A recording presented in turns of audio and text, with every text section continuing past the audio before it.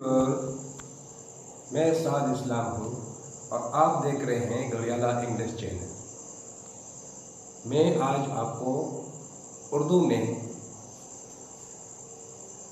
Analogy पढ़ाऊँगा और इसके साथ साथ स्पॉट एरर जिसकी बुनियाद जो है वो एडजेक्टिव या नाउन या वर्ब पर होंगे। ओके, यानी गलतियाँ जो है या तो वर्ब में मतलब होंगे या नाउन में होंगे या एडजेक्टिव में होंगे।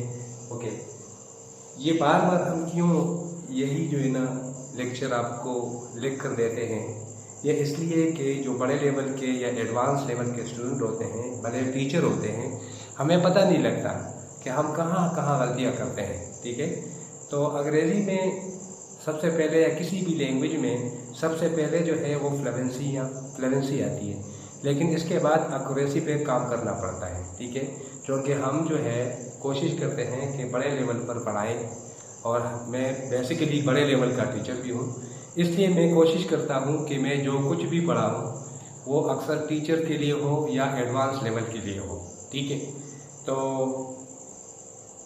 अब इस वीडियो में आप कोशिश करें कि जहाँ मसला है उस मसले को समझें और फिर जब आप बोलोगे या लिखोगे या अगर किसी इम्तिहान में बैठोगे तो अगर इसी तरह कोई भी एमसीक्यूज़ आए तो आप उसमें गलती ना करें।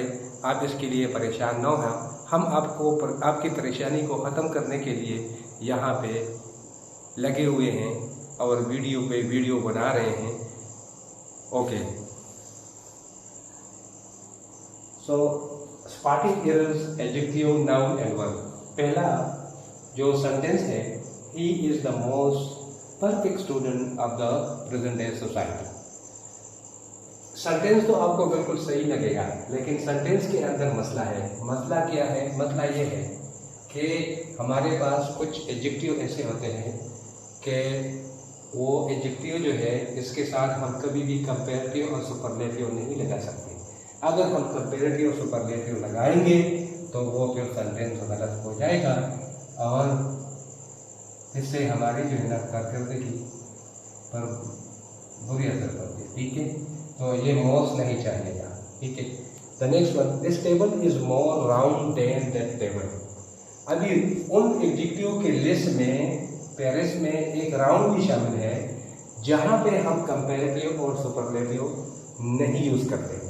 इन दोनों एमसीक्यूज़ की बुनियाद पर मैं आपको ये पढ़ाना चाहता हूँ कि आप वो लिस्ट याद करें, आप नेट पर देख लें कि वो कौन कौन से एडजेक्टिव्स हैं जहाँ पे परफेक्ट यानी जहाँ वो खुद परफेक्ट है और वहाँ पे सुपरलेटिव और कंपैरेटिव हम नहीं लगाते। तो यहाँ पे मोर जो है ये इजाफी है। The table is round, the table is round.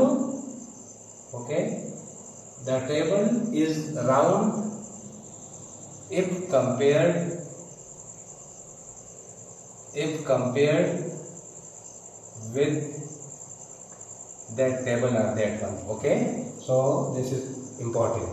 ये आप ज़रूर याद रखें कि यहाँ जो गलती थी वो मोर की थी और फिर हम लाजिमी में द टेबल इज राउंड, तो if compare with that table, so ये बात याद रखें। ठीक है, The next one, the teacher said, don't speak a lie, otherwise you may be punished. यहाँ जो गलती है वो वर्ब की गलती है।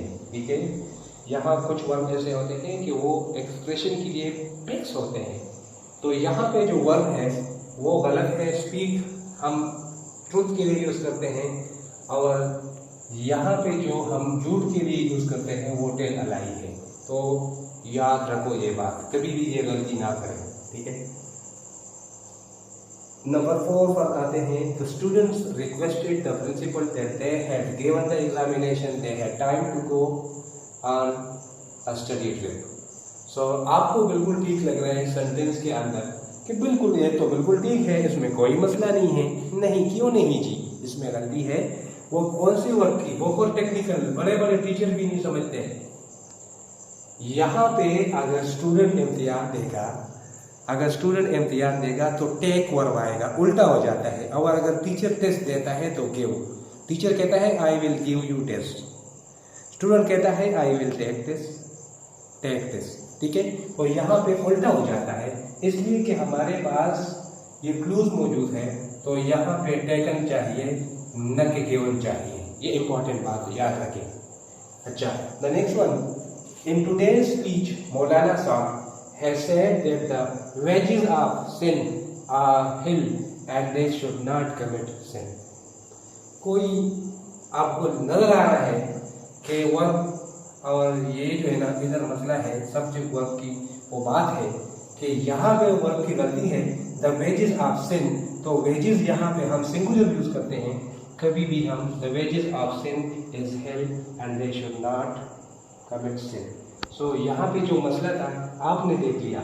आप गौर करें, वीडियो को बार बार देख लें। जो भी वीडियो हम कर रहे हैं वो लॉजिकल वीडियो होता है। सिर्फ हम 2-3 अल्फाज बोर्ड पर लिखकर और आपके टाइम को ज़ाया नहीं करना चाहते हैं।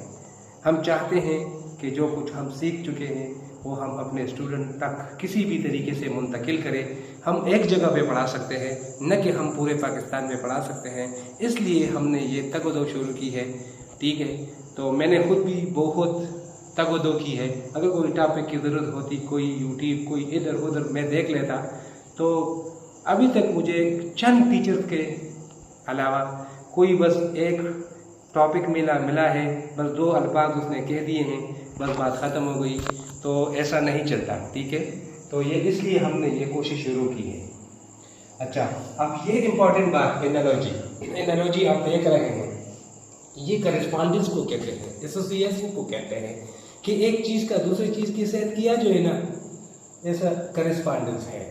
उसके बीच में किया ऐसी कौन सा एक पॉइंट है जो शेयर करते हैं, ठीक है। तो यहाँ पे हमने जो आपको दिए हैं वो पेयर एनालॉजी है। इसमें सिंपल एनालॉजी भी है। एक बंदे ने आपको बस सिंपल वो दिया है कि लॉजिक है, इंसान है और हैवान है, इंसान है और हैवान है, ठीक है। अब आपको वो कहता है इंसान है और हैवान है। दूसरी तरफ उसने एक बंदे का नाम लिया और एक जानवर का नाम लिया, फिर ये भी एनालॉजी है। तो ये ज़रूरी है कि आप सबसे पहले एनालॉजी को समझ लें। ये वर्बल रीजनिंग है, ये बड़े बड़े टेस्टों में काम आते हैं, बहुत बड़े बड़े टेस्टों में काम आते हैं, ठीक है।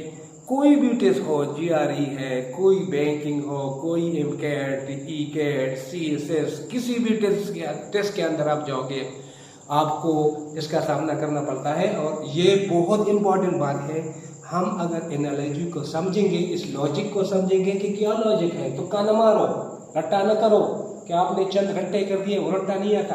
अब देखो, शुरू करते हैं। देखो, पहला जो मेरे पास पेयर है, तितर और हॉर्स है। तितर उस जंजीर को कहते हैं और हॉर्स आपको पता है। सबसे पहले मैं क्या करूँगा, मैं ये करूँगा कि मैं बीच में जो उसका करस्पॉन्डेंस है वो ये है कि घोड़ा है, इस घोड़े को जंजीर से हम बांधते हैं या कंट्रोल करते हैं। इसका मतलब ये है कि एक चीज़ को दूसरी चीज़ से कंट्रोल करना है। इसी तरह मैं एक जोड़ा देख लूँगा, तो सफारी है, ये एक टूल है जो शिकार करने के लिए इस्तेमाल होता है। और टाइगर है, तो ये तो कंट्रोल नहीं होता, वो तो चलाएगा तो आएगा या नहीं आएगा। फिर स्पेसिमेन है और एनिमल है, आपको पहले से पता है। यहाँ भी ऐसे कोई भी करस्पॉन्डेंस नहीं है जो इसको मैच करे, ठीक है। और अगर मैं मैच कराऊंगा तो वो जो है फॉल्स फैलेसी कहलाता है। फॉल्स फैलेसी अक्सर रीडिंग में होते हैं, ये इंपॉर्टेंट है। तो यहाँ पे ये मैच नहीं करता। ब्रांड और काफ कैसे कहते हैं, ब्रांड उस निशान को कहते हैं जो जितने भी जानवरों के ताजिर होते हैं ना, उनका एक खास निशान होता है, इसको हम ब्रांड कहते हैं। और काफ तो आपको पता है, गाय का बच्चा है।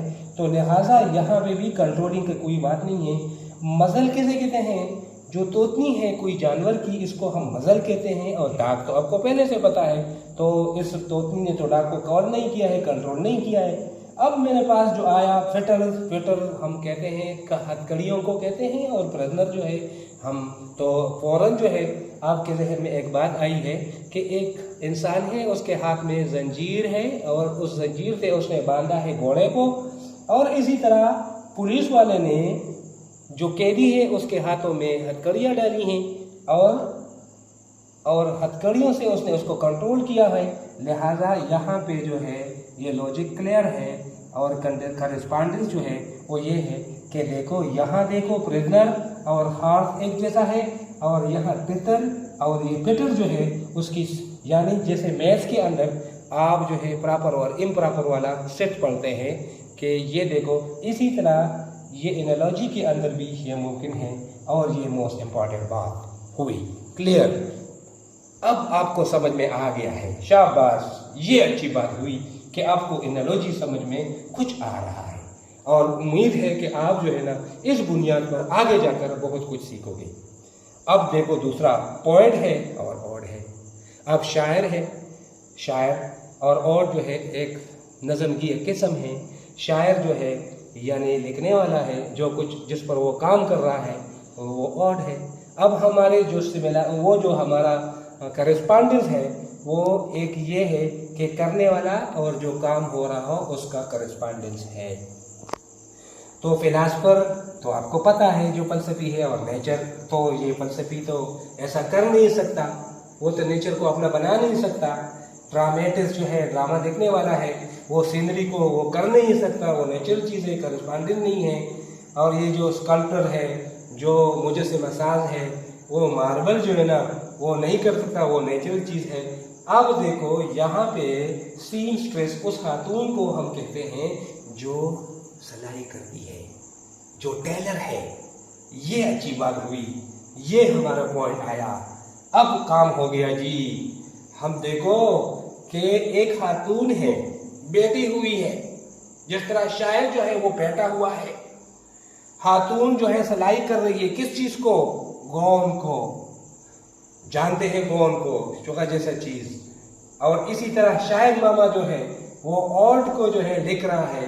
तो अब एस्ट्रोनॉमर, आपको पता है कि एस्ट्रोनॉमर जो है वो और प्लेनेट, ठीक है, ये कभी भी ऐसा नहीं हो सकता।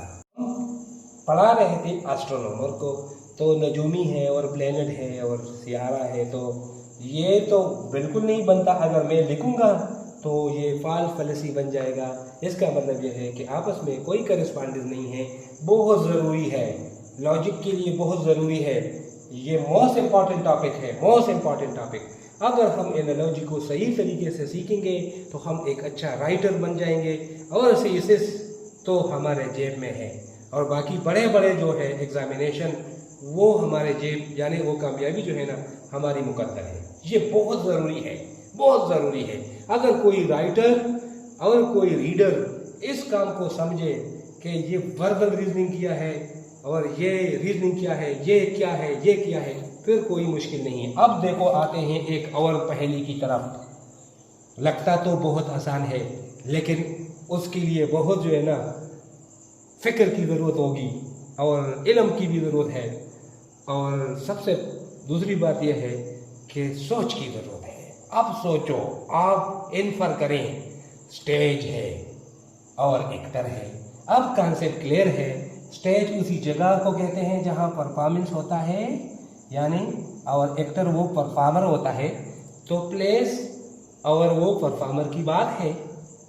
तो क्वेरी जो है हम उस जगह को कहते हैं, उस जगह को कहते हैं जहां से हम, यानी कान को कहते हैं, पत्थर की कान जहां से। दूसरी जहां पे स्कल्पटर है, तो वो अभी हमने डिस्कस किया था कि स्कल्पटर जो है मुजस्सिम साज है। लाइब्रेरी है जिसमें लोग बैठते हैं, लेक्चरार है, लेक्चरार भी होगा। बैटन जो है वो एक स्टिक है, ठीक है, लकड़ी का होगा जो बूढ़ों के हाथ में है। और कंडक्टर आपको पता है, आपको साइंस के स्टूडेंट हैं, ठीक है, यहाँ कोई करस्पॉन्डेंस नहीं है, नो करस्पॉन्डेंस है यार। और फिर आगे हम बैंक पहुंच गए, सेब है और बैंकर है। तो बैंकर तो कभी इधर बैठता नहीं है, कंडक्टर तो इधर कभी नहीं करता, लेक्चरर तो यहाँ बैठेगा लेकिन परफॉर्म तो नहीं करता। हाँ, ये तो बात है ना। बात तो यही है ना कि मूवमेंट जो है जरूरी है, कोई मूवमेंट जरूरी है, परफॉर्मेंस जरूरी है, मूवमेंट।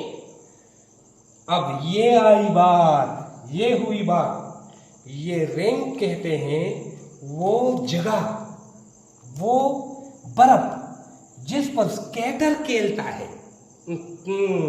ये हुई बात। तो जहां पे ये एक्टर परफॉर्म करता है, यहां पे स्कैटर जो है, जो स्कैटर है, जो खिलाड़ी है वो इस रैंक पर जो है ना परफॉर्मेंस करता है और पेश करता है खेल को। ओहो, ये हुई बात क्लियर। अब नेक्स्ट आते हैं, देखिए डियर स्टूडेंट, अब देखिए आप चीफ और ट्राइब, कबीला है और सरदार है।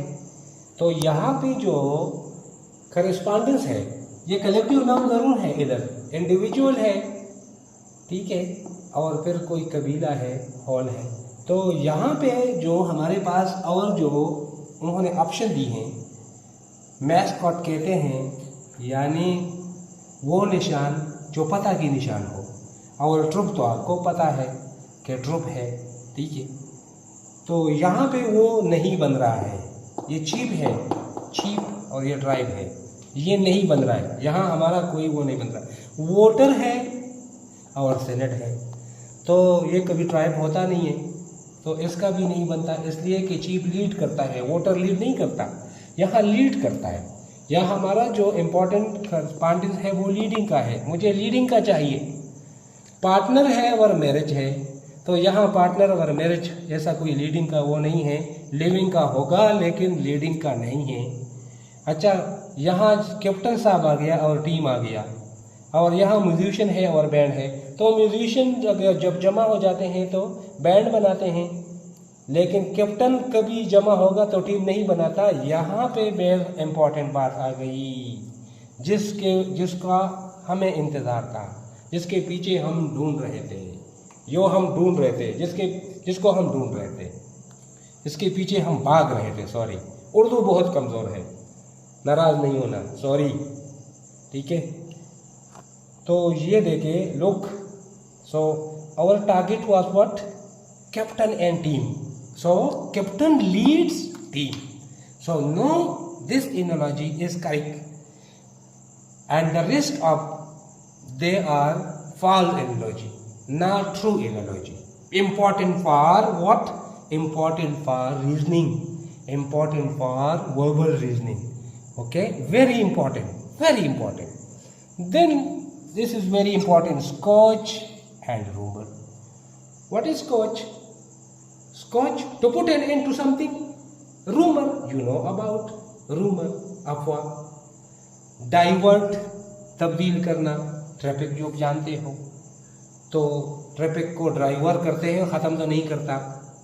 यहाँ जो हमारा वो है कि जो दूसरा है, पहला यानी दूसरे के बाद आएगा, कि किसी जगह रूमर है तो स्कॉच इसको ख़त्म करेगा, किसी जगह आग है तो पानी से ख़त्म हो जाएगा, ठीक है। तो ये है, और किसी जगह रकावट यानी किसी जगह आपको थकावट है तो नींद से ख़त्म हो जाएगा। तो डाइवर्स तो आप चेंज करोगे लेकिन ख़त्म नहीं होगा। ब्रोच और टॉपिक है, यहाँ आपको क्या बनेगा, यहाँ आपको इंट्रोड्यूस करना पड़ता है कि आप अपने टॉपिक को इंट्रोड्यूस करें, प्रेजेंट करें। तो क्या है, यहाँ तो ऐसी बात नहीं है, अगर तो टॉपिक है लेकिन हमारे पास ब्रोच का मतलब है इंट्रोड्यूस करना, प्रेजेंट करना, तो यहाँ भी हमारी जो एनालॉजी है वो नहीं बन रहा है।